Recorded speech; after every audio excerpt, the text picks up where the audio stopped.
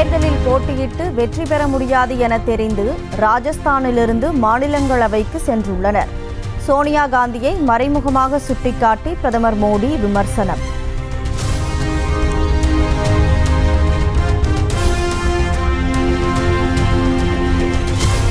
மகாவீரரின் 2550வது ஜெயந்தியை முன்னிட்டு பிரதமர் மோடி வழிபாடு. ஜெயின மத துறவிகளிடமும் ஆசி பெற்றார். டெல்லியில் உள்ள பாரத் மண்டபத்தில் மகாவீரர் ஜெயந்தி விழா கோலாகலம். கலை நிகழ்ச்சிகளை பிரதமர் மோடி உள்ளிட்டோர் கண்டு வியப்பு. மோடி மீண்டும் ஆட்சிக்கு வந்தால் இந்தியாவில் ஜனநாயகம் என்பது இருக்காது. காங்கிரஸ் தேசிய தலைவர் மல்லிகார்ஜுன கார்கே குற்றச்சாட்டு.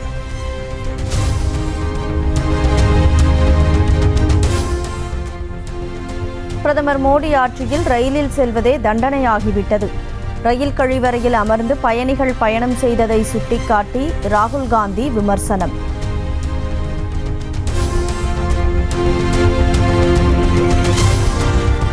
ஜார்க்கண்டில் நடைபெறும் இந்தியா கூட்டணி தலைவர்களின் பொதுக்கூட்டத்தில் ராகுல் பங்கேற்க மாட்டார் என தகவல். திடீர் உடல்நலக் குறைவு ஏற்பட்டதால் வீட்டிலேயே ஓய்வெடுக்கிறார்.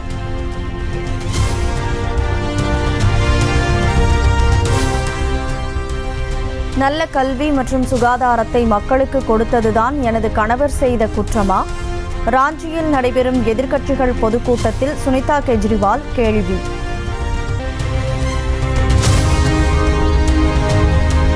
காங்கிரசுடன் இணைந்து மண்டல் கமிஷன் அறிக்கையை எதிர்த்தது லாலுவின் ராஷ்டிரிய ஜனதா தளம்.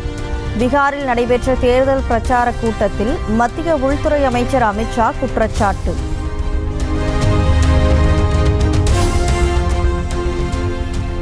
கணவருக்காக தேர்தல் பிரச்சாரத்தில் ஈடுபட்ட மத்திய அமைச்சர் ஜோதிர் ஆதித்ய சிந்தியாவின் மனைவி சுவற்றில் எழுதி வாக்கு சேகரிப்பு.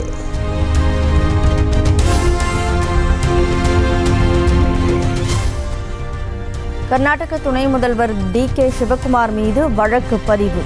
வாக்காளர்களை மிரட்டியதாக எழுந்த புகாரின் பேரில் நடவடிக்கை.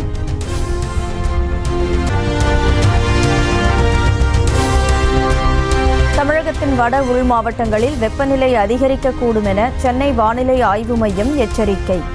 இயல்பை விட 2 முதல் 3 டிகிரி செல்சியஸ் வரை சுட்டெரிக்கலாம் என கணிப்பு.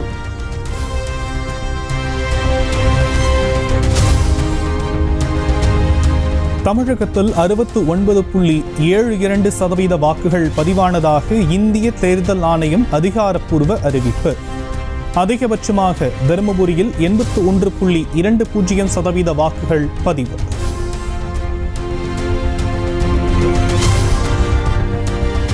தூர்தர்ஷன் தொலைக்காட்சியின் இலச்சினை காவி நிறத்தில் மாற்றப்பட்டதற்கு முதலமைச்சர் மு.க. ஸ்டாலின் கடும் கண்டனம். அனைத்தையும் காவிமயமாக்கும் பாஜகவின் பாசிசத்திற்கு எதிராக இந்திய மக்கள் வெகுண்டெழுவதை 2024 தேர்தல் முடிவுகள் உணர்த்தும் என்றும் பதிவு.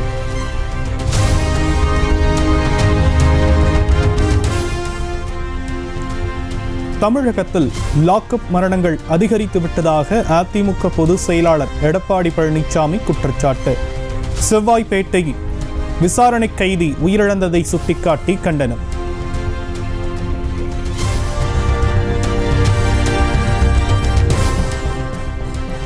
கேரள மாநிலம் கொல்லத்தில் பாஜக வேட்பாளரை ஆதரித்து தமிழக பாஜக தலைவர் அண்ணாமலை தீவிர வாக்கு சேகரிப்பு.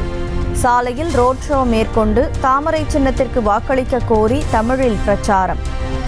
ரஜினி சார் ஒரு டைலாக் சொல்லுவார், ஏன்பா குமார் இவர் யாரு அப்படின்னு பாருங்க. அதுபோல நம்முடைய நாட்டு மக்கள் கேட்டோம், இவர் யார் என்று கேட்டோம். ஏனென்றால் மன்மோகன் சிங் அவர்கள் யார் என்றும் 90% மக்களுக்கு தெரியவில்லை.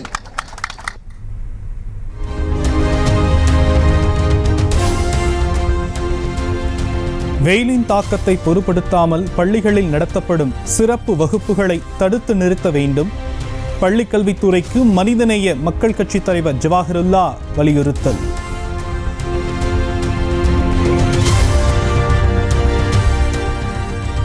வடலூர் வள்ளலார் சத்திய ஞானசபை பெருவெளியில் சர்வதேச மைய கட்டுமான பணிகள் மீண்டும் துவக்கம். எதிர்ப்பு தெரிவித்து மக்கள் போராட்டம் நடத்திய நிலையில் போலீஸ் பாதுகாப்புடன் துவங்கிய பணிகள்.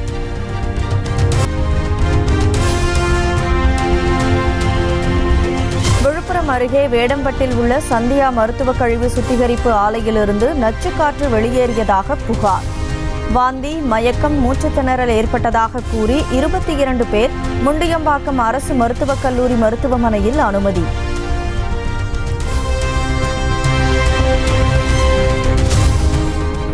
விழுப்புரம் மாவட்டம் வேடம்பட்டு சந்தியா மருத்துவ கழிவு சுத்திகரிப்பு ஆலைக்கு ஆட்சியர் உத்தரவின் பேரில் சீல்.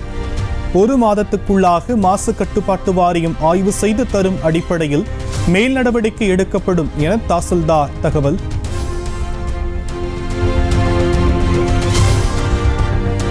திண்டிவனம் புதுச்சேரி பைபாஸ் சாலையில் கார் மீது மற்றொரு கார் மோதி விபத்து.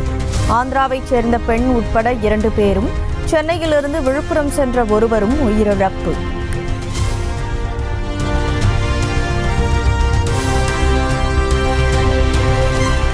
ராமநாதபுரத்தை அடுத்த கீழக்கரை பகுதியில் 50 லட்சம் ரூபாய் மதிப்பிலான கடல் அட்டை பறிமுதல். கடல் அட்டையை பதுக்கியதாக 2 பேரை கைது செய்து விசாரணை.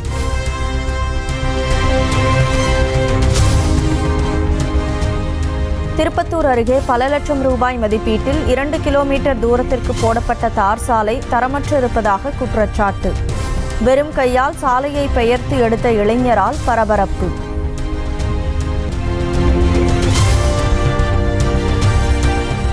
கோவை போத்தனூர் பகுதியில் டாஸ்மாக் கடையில் மது விற்பனை.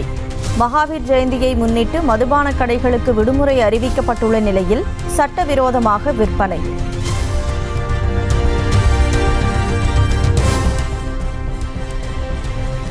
வேலூர் மாவட்டம் அணைக்கட்டு அருகே குடிபோதையில் வாக்குச்சாவடி எதிரே போலீசாரின் சட்டையை பிடித்து சண்டை போட்ட ஆசாமி கைது. 5 பிரிவின் கீழ் வழக்கு பதிவு செய்து சிறையில் அடைப்பு.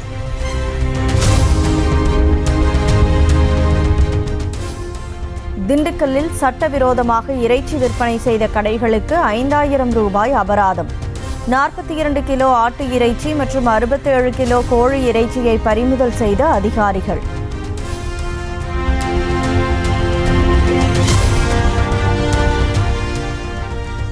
திருவள்ளூர் மாவட்டம் சின்னம்பேடு கிராமத்தில் நள்ளிரவில் அனுமதியின்றி திடீரென நிறுவப்பட்ட அம்பேத்கர் சிலை காவல்துறை மற்றும் வருவாய்த்துறை அதிகாரிகளால் அகற்றம்.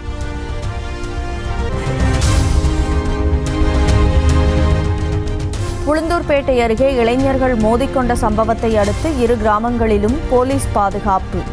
தாக்குதலுக்குள்ளான நபரை மருத்துவமனை புறக்காவல் நிலையத்தில் வைத்து போலீசார் விசாரணை.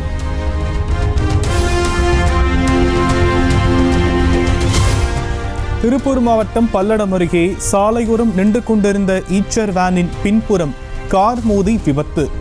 சாலையை கடக்கும் போது கார் கட்டுப்பாட்டை இழந்து விபத்துக்குள்ளானதில் 6 பேர் படுகாயம்.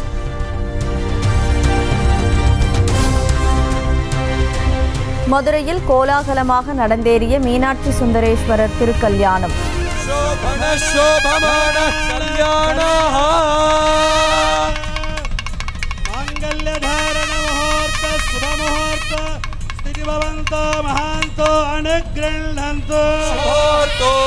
பல்லாயிரக்கணக்கான பக்தர்கள் கண்டு பரவசம்.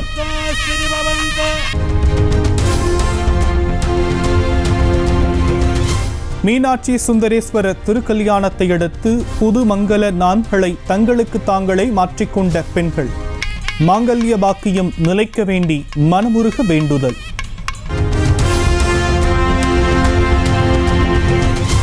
மதுரை மீனாட்சி சுந்தரேஸ்வரர் திருக்கல்யாணம் நடைபெற்றதை அடுத்து பக்தர்களுக்காக தயாரான கமகம விருந்து.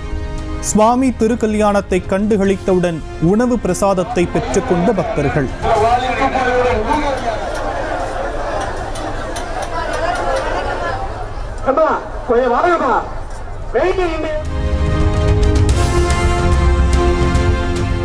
வைகை ஆற்றில் நாளை மறுநாள் எழுந்தருள உள்ள கள்ளழகரை குளிர்விக்க மதுரைக்கு வந்தடைந்தது வைகை நீர். கள்ளழகர் எழுந்தருளும் இடத்திற்கு வந்தடைந்த நீரை மலர் தூவி வரவேற்ற பக்தர்கள்.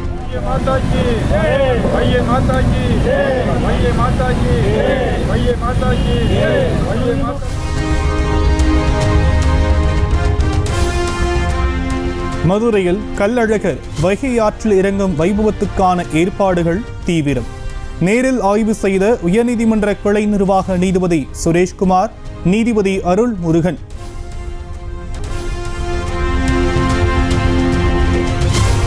கொல்கத்தாவுக்கு எதிரான போட்டியில் பெங்களூரு வீரர் கேமரன் கிரீன் அசத்தல் கேட்ச். 8.1 அடியில் உயர்த்தல் சென்ற பந்தை பிடித்து அசத்தல்.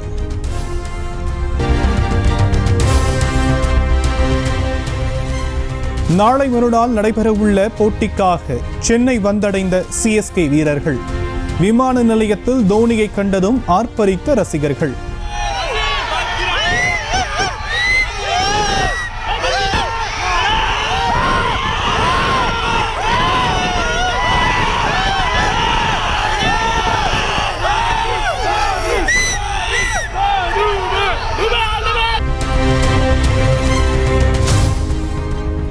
தமிழகத்தின் பல்வேறு கோவில்களிலும் விமர்சையாக நடைபெற்ற கோவில் குடமுழுக்கு.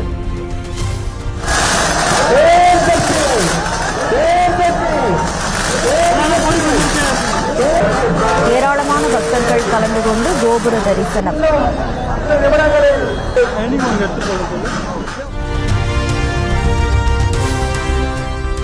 தமிழகத்தில் உள்ள பல்வேறு கோவில்களில் வெகு விமர்சையாக நடைபெற்ற சித்திரை தேரோட்ட நிகழ்ச்சி. ஏராளமான பக்தர்கள் கலந்து கொண்டு தேரை வடம் பிடித்து இழுத்து வழிபாடு.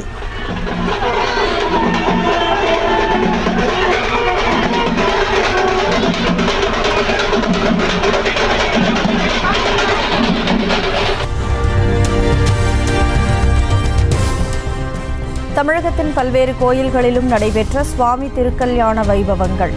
பக்தர்கள் திரளாக பங்கேற்று பரவசத்துடன் சாமி தரிசனம்.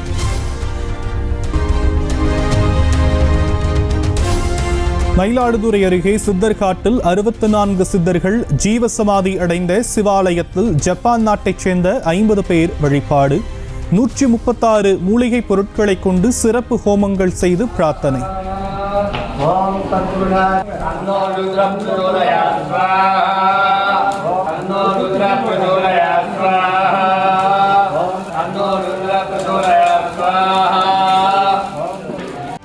செய்திகளை உடனுக்குடனும் துல்லியமாகவும் தெரிந்து கொள்ள சப்ஸ்கிரைப் பண்ணுங்க.